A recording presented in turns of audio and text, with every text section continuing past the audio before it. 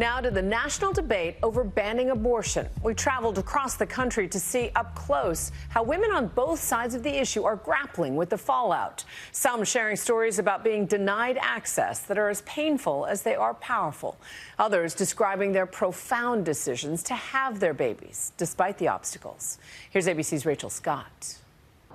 Hey, Juju. Well, it's been a little over 100 days since the Supreme Court overturned Roe versus Wade. And with the midterms just around the corner, women across the country are starting to feel a sense of urgency. So we decided to travel state to state to explore all angles of this divisive issue with real, raw, and emotional conversations, exploring the impact in a post-Roe America.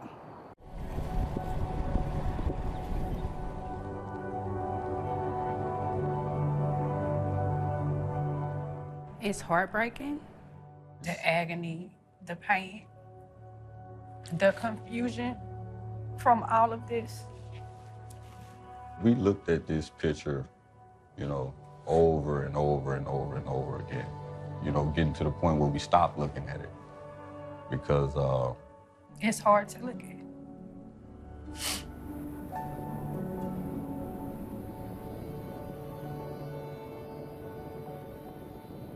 When Nancy Davis found out she was pregnant this summer, it never occurred to her that she would be sitting down to tell this story. We were elated. This was a planned pregnancy. We wanted a fourth child. I think I may have done a dance. Just weeks earlier, the Supreme Court handed down the Dobbs decision, overturning Roe versus Wade. Nancy and her fiancé Shedrick weren't thinking about abortion until they suddenly learned their fetus had a deadly diagnosis, acrania. Imagine being told that your baby, some of its brain is missing and the skull is missing. It's heartbreaking. It's devastating. We had to come to terms with the fact that these babies just don't survive. I was carrying my baby to bury my baby. That was the worst day of my life. The doctors advised us that we should terminate. But whenever it came down for us to get the procedure, we were denied. Women's Hospital was scared of prosecution and they were scared of being fined.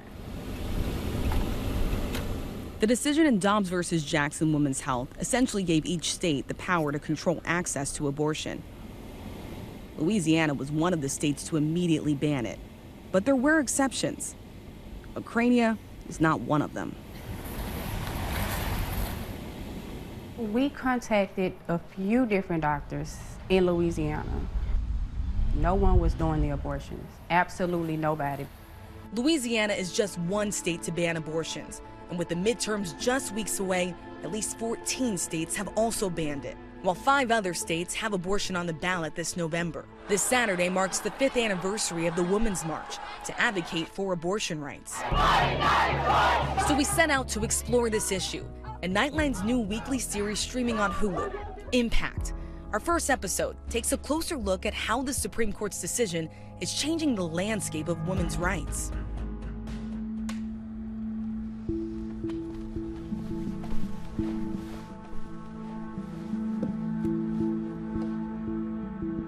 The first time I had an abortion, I was 19. There was never any question in my mind about what I would do.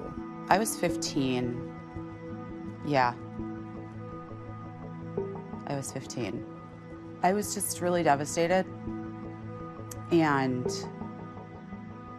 I knew there was no chance in hell that I was having a baby. I was 26 when I needed an abortion. It saved my life. It was the best decision I ever made. We speak to people across the spectrum on the issue. Abortion is death. Abortion is evil. It's destructive. It's unnecessary.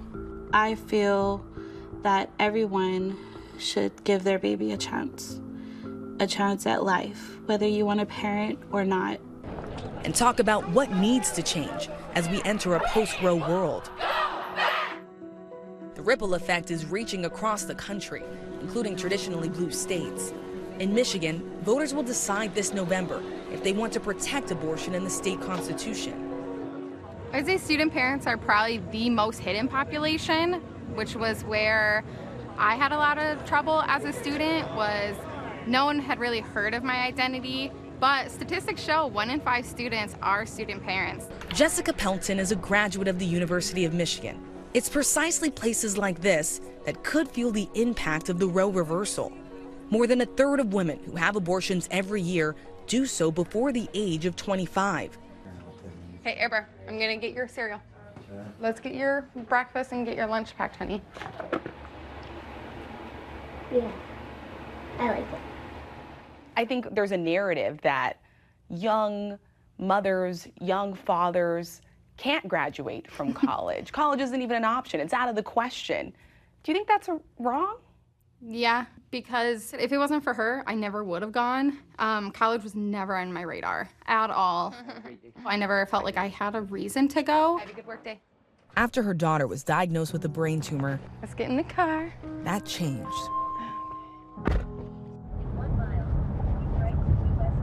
After she was diagnosed. Good morning, happy Wednesday. Good morning. She was 3 and asked how she would have a normal life.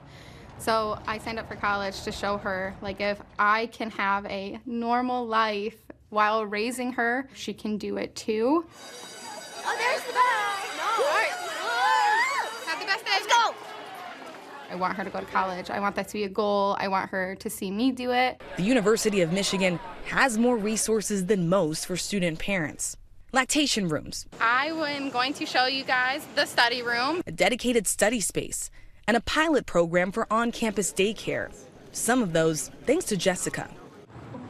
She now works at the Center for the Education of Women, known as CW+, an organization that advocates for students from underserved groups with scholarships and emergency funding. Dr. Tiffany Mara is the program's executive director. Jessica says she's been a critical mentor. The hardest part for me is seeing students who advocate so hard for themselves, knowing that they might not be able to create the change that they want to see in the 4 years that they're here. Mara says that with Roe versus Wade overturned, supporting student parents should be a priority at all campuses. I would imagine with the Roe v. Wade Supreme Court decision that there might be greater demand.